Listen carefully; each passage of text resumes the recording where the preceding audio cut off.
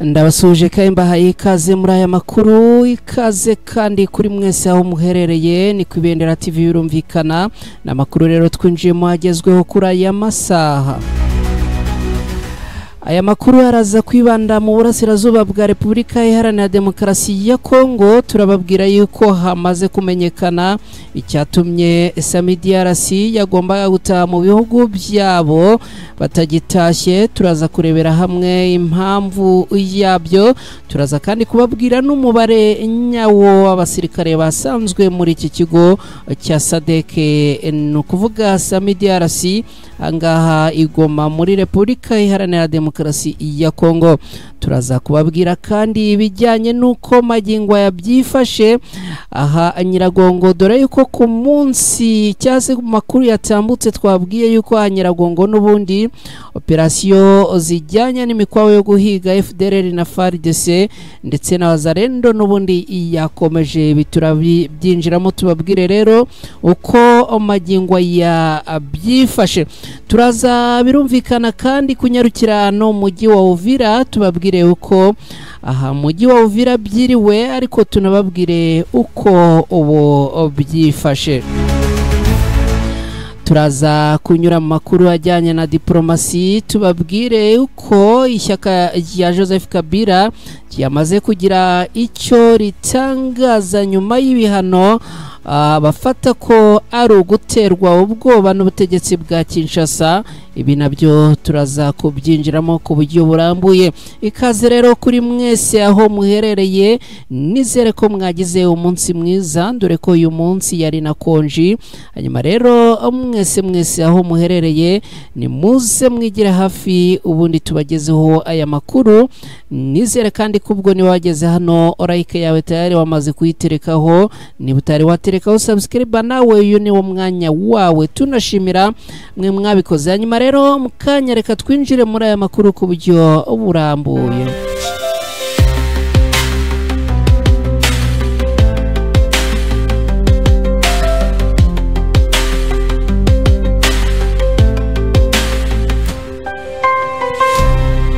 Ikaze nanone kuri mwese mudukurikiye mu bice muherereyemo byose, yaba aherereye mu Rwanda, yaba aherereye mu bihugu bya Afurika, yaba n'abaherereye hirya ya Afrika. Mwese ikaze muri aya makuru, n'amakuru mugiye kugezwaho nanjye mukadamu by'imirongo y'urugamba.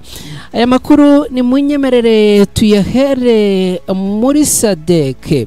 SADC ibyayo byabaye agaterera nzamba, ibyayo biba ikibazo gikomeye nyuma yuko ubundi SADC bagombaga gutaha bakava muri iki gihugu cya Repubulika Iharanira Demokarasi ya Kongo.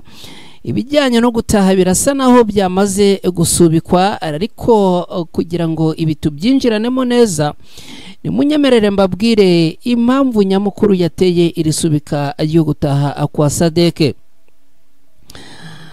Ubundi amakuru aturuka aha muri Repubulika Iharanira Demokarasi ya Kongo aravuga yuko iyi SADC yagombaga gutaha mu gihugu cyayo kuri uyu wa gatanu. Ikintu rero cyaje gukoma mu nkokora ibijyanye n'iri taha ry'aba basirikare ba SADC ngo bayibwiye bati, wowe rero urataha, ni ukuvuga abasirikare murataha, ariko intwaro zanyu, ni ukuvuga imbunda n'ibindi bikoresho bijyanye na gisirikare, bizaza mwebwe mugeze mu bihugu byanyu.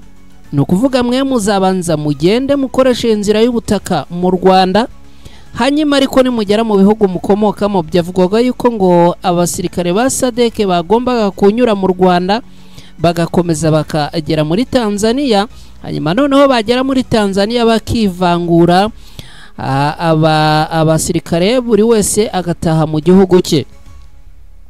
Ibi rero ngo babikojeje aba basirikare bo muri SADC bimera nk'ukojeje agati mu ntozi. Ibi byabaye ngo nk'ukoza agati mu ntozi, kuko bababwiye bati izo mbunda mwebwe ziragenda ukwazo, namwe mugende ukwanyu. Abangaba ariko ngo babyanze. ibi ngo babyanze ndetse babyamaganira kure.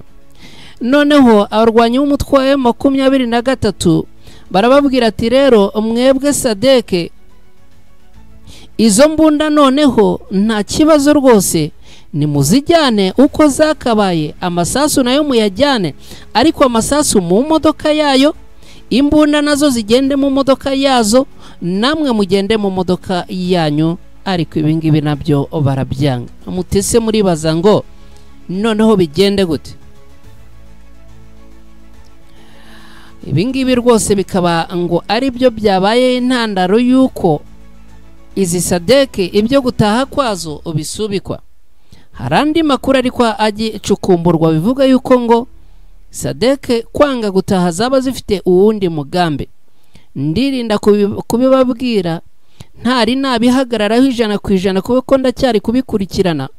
Umunyamakuru wacu mugenzi wacu kurikirana inkuru zo mu bihugu by'ibiyaga bigari, ariko ndagira ngo nkubwire yuko izi Sadeke ngo impamvu zirimo kugenda zitobatoba ibijyanye no gutaha ngo zaba ziri ku mupango, rwose ngo uwo kuba zagira ibitero zigaba, ariko ntago birasobanuka neza niba ibi bitero bariho ku mugambi bigomba kugabwa i Kinshasa cyangwa niba bigomba kugabwa i Kigali. Ibingibi byose turacyari kubikurikirana, ariko hari amakuru avuga yuko impamvu zo kwanga gutaha kwabo ngo zaba zifite ikibyihishe inyuma. Hanyuma rero ni munyemerere noneho tugaruke mu bijyanye n'imibare, ariko kugira ngo twinjire mu bijyanye n'imibare n'ubundi ni munyemerere ibi bintu tubanze tubisasire. Ibi bijyanye n'imibare rero nta yindi mibare nuko muri iki kigo hano mu burasirazuba bwa Repubulika Iharanira Demokarasi ya Kongo haje gusangwamo igisirikare cya Repubulika Iharanira Demokarasi ya Kongo, no kuvuga abasirikare ba FARDC, ngo hasanzwemo kandi na Wazalendo, hasangwamo ariko kandi na FDLR. Ibi nari nabigarutseho ku munsi wa kare makuru yatambutse, ariko ndababwira nti reka ibi bintu mbe mbikubikiye, ndaza kugaruka nkubwira neza imibare nyayo. Muti rero noneho rwose mwese nimuhaguruke ubundi mukurikirane iyi nkuru, ubundi mbiherewe ubwino. Mu mpera z'uku kwezi, no kuvuga ukwezi kwashize kwa gatatu muri uyu mwaka, nibwo abayobozi bihurira AFC 23 rirwanya ubutegetsi bwa Kongo bagiranye ibiganiro n'abofisiye bahagarariye abagaba bakuru b'ingabo zo muri ibi bihugu bya Sadeke. AFC 23 yemeye gufasha ingabo za Sadeke ziri muri Repubulika Iharanira Demokarasi ya Kongo gutaha, zikajyana intwaro n'ibikoresho byabo bya gisirikare, ariko zigasiga iby'ingabo za Repubulika Iharanira Demokarasi ya Kongo.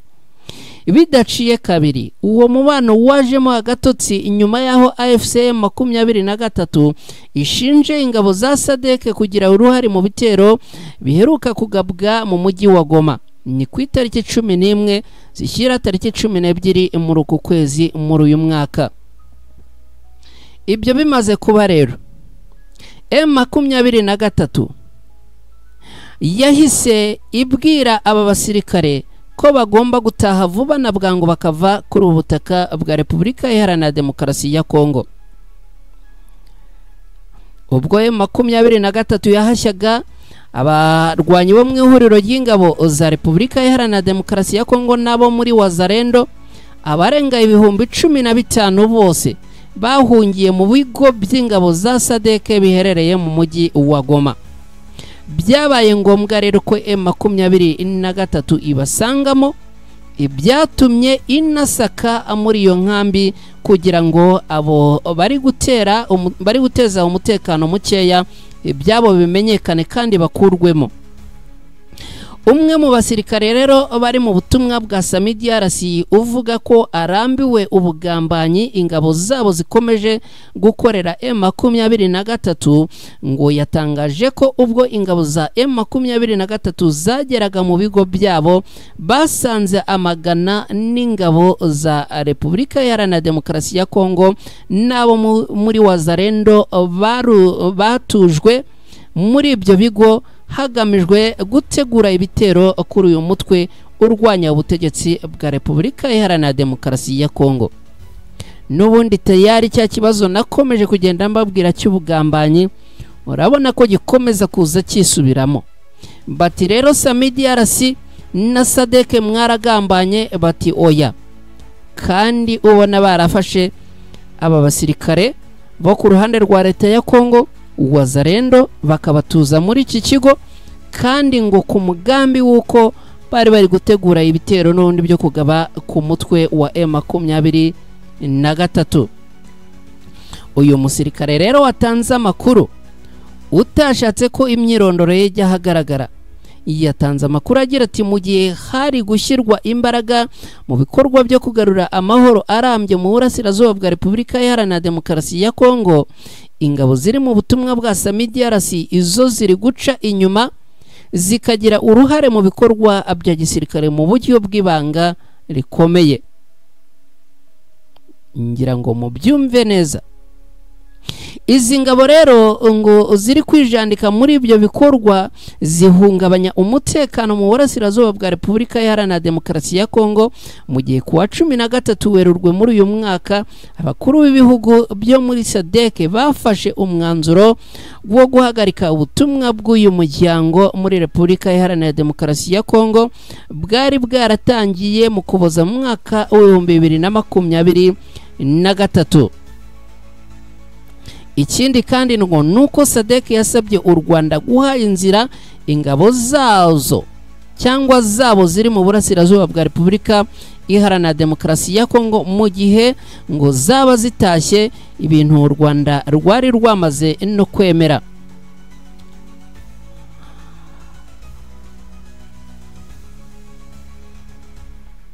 Nubwo rero ngo bimeze gutyo, SAMIDRC igaragaza ko iri mu murongo umwe na AFC 23 bakava muri Repubulika Iharanira Demokarasi ya Kongo, ariko ku rundi ruhande ngo bivugwa ko iri gukorana n'ubutegetsi bwa Kinshasa mu guhindanya isura y'iri huriro, no kuvuga isura ya AFC 23 bateza umutekano muke mu mujyi wa Goma nk'uko birimo kwigaragaza nk'uburyo bwo kuwigarurira.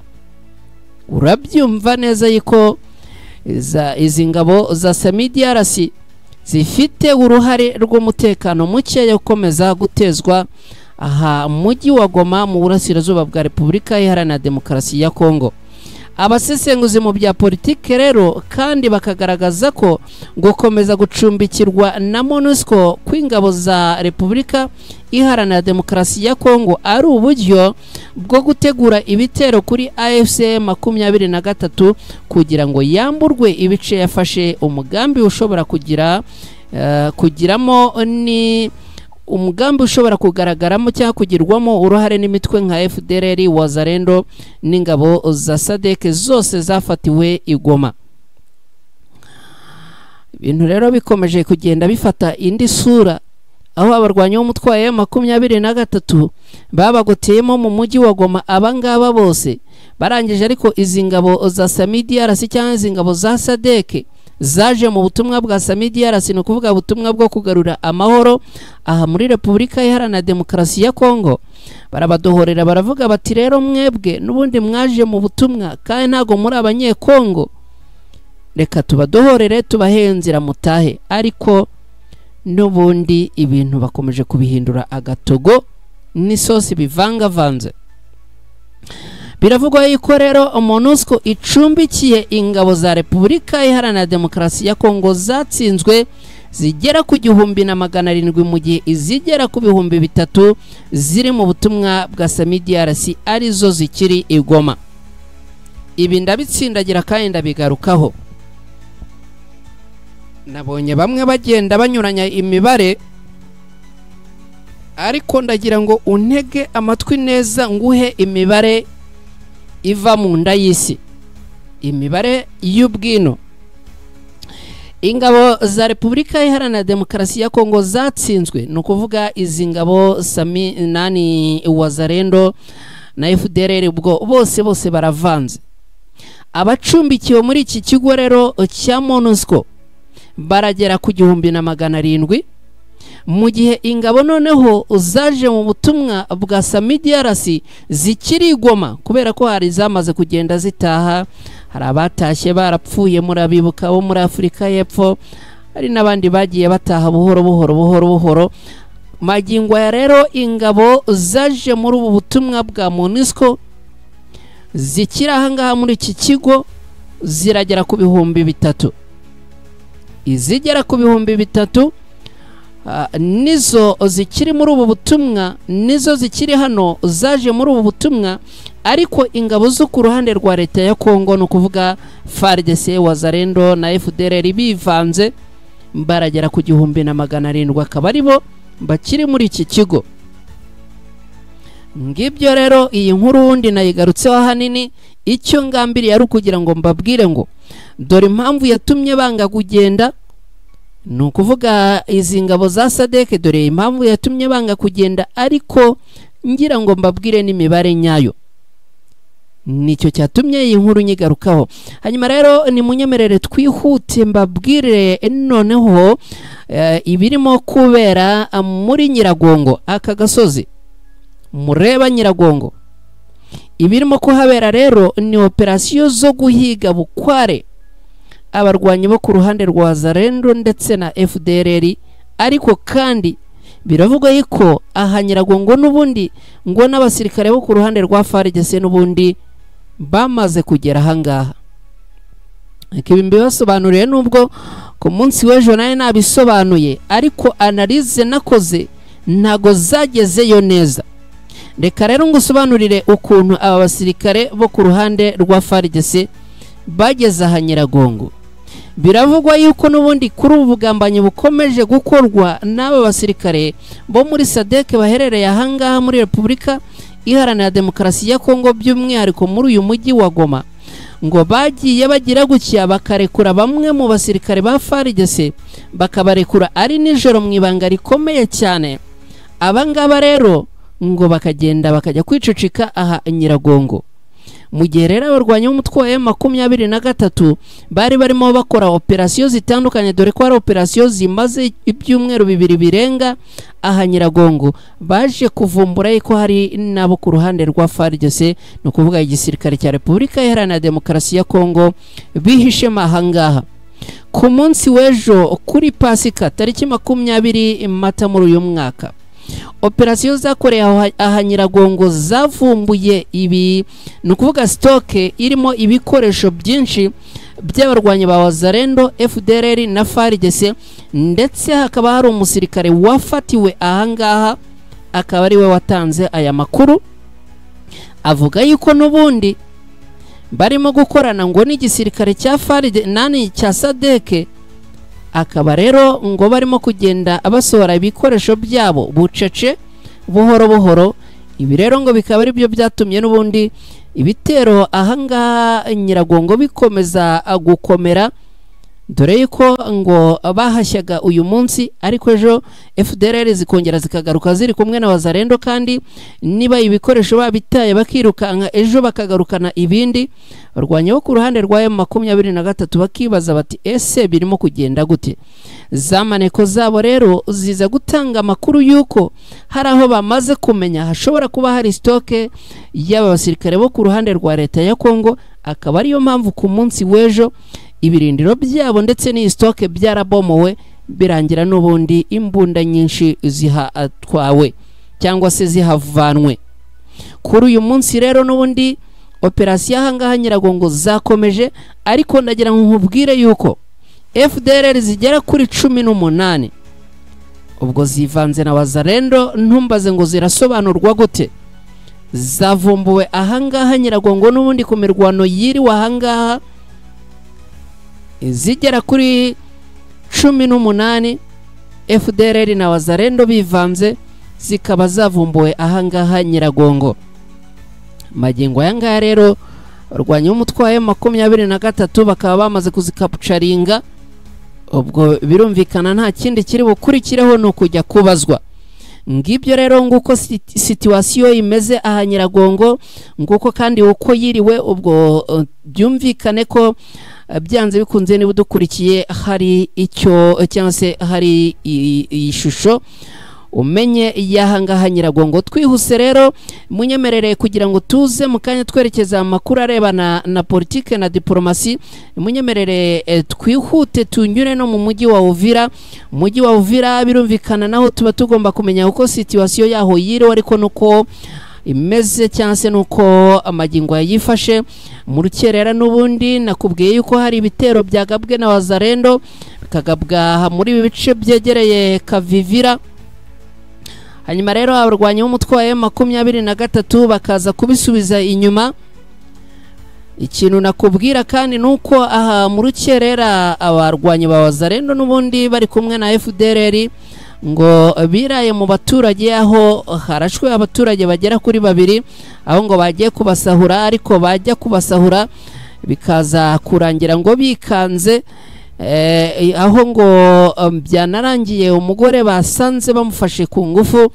Umugabo we rero ngo yagerageza kubyamagana bikarangira bavuze bati ntago turi basige muri bazima, aho bivuga ko n'uyu mugore ngo barashe yaratwite. Ibi rero magingo yangaya izi Wazalendo n'ubundi ngo zaje gutaha, noneho zirimo zitaha zitura murambushi y'abarwanyi b'umutwaye 23 bamera nk'ababikanze rero n'ubundi ngo bararasa ibintu byatumye n'ubundi ngo batsakirana n'abarwanyi b'umutwe wa 23. Ikindi kandi nababwiye ko hari urusasu rwituye mu birindiro by'igisirikare cy'u Burundi, FDLR, FARDC ndetse na Wazalendo, bikaza gutuma rero abasirikare bombi basubiranamo. Dore ko abasirikare b'u Burundi iki gitero cyangwa se iki kibombe cyituye mu birindiro byabo ngo bagiherereje cyangwa bakigeretse kuri Wazalendo. Dore ko bamaze n'iminsi banafitanye umwuka mubi, bamwe bavuga bati twebwe turarwana ariko mwe muradutererana. Hanyuma rero bibyateje umwuka mukeya, baza gukozanyaho nubwo ngo imirwano itamaze igihe kinini kubera yuko igisirikare cya FARDC cyaje kwitambikamo hagati, biza kurangira rero gihosheje iyi ntambara. Ikindi nababwira nuko n'ubundi abarwanyi b'umutwaye 23 baracyari mu birindiro byabo, birindiro bikikije uyu mujyi wa Uvira isaha n'isaha. N'ubundi systeme ya mapping yabo irimo kubazanira amakuru atandukanye. Hanyuma kandi ubwo ngubwo niko uko Wazalendo zirimo kugenda azigaba ibitero ku barwanyi b'umutwaye 23 nazo zikabisubizayo, niko n'ubundi abarwanyi b'umutwaye 23 barimo kugenda badvancinga bigira imbere, bapushinga bigira imbere. Tayari rero ibintu bitanga ishusho yuko uyu mujyi wa Uvira n'ubundi uzafatwa nk'uko umujyi wa Bukavu wafashwe hatabaye imirwano. Ngibyo rero ibirimo kuvugwa magingo yangaya. Hanyuma rero ni munyemerere twerekeze mu makuru ajyanye na politike na diplomasi. Turababwira yuko ishyaka rya Joseph Kabila ryatangaje amagambo akomeye cyane kuri iyi tariki 21 Mata muri uyu mwaka w'ibihumbi 2025. Ibi bizahora bigaruka. Ishyaka rya Joseph Kabila ryagize riti ntituzigera na rimwe twemera guterwa ubwoba n'ubutegetsi bwa Kisekedi. Ibi ni byatangajwe na Kambere uyobora iri shyaka rya Joseph Kabila. Umunyamabanga mukuru w'ishyaka rya Joseph Kabila Kabange ni ishyaka ryitwa Parti du Peuple pour la Réconciliation et la Démocratie, ryitwa PPRD. Uyu munyamabanga mukuru waryo rero yitwa Ferdinand Kambere yavuze ko uko byagenda kose batazigera na rimwe baterwa ubwoba n'ubutegetsi bwa Kisekedi.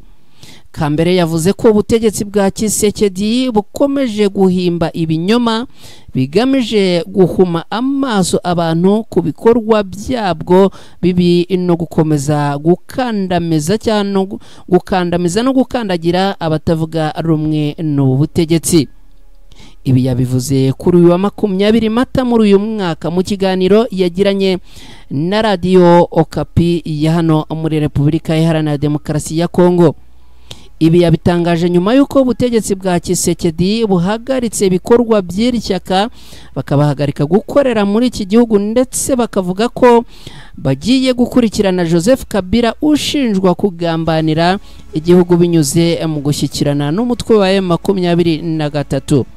Ni icyemezo cyafashwe n'abayobozi bakuru barimo Minisitiri w'Ubutabera muri Repubulika Iharanira Demokarasi ya Kongo Constant Mutamba na Minisitiri w'Umutekano w'imbere yitwa Jacquemaine Shebani cyase Shabani.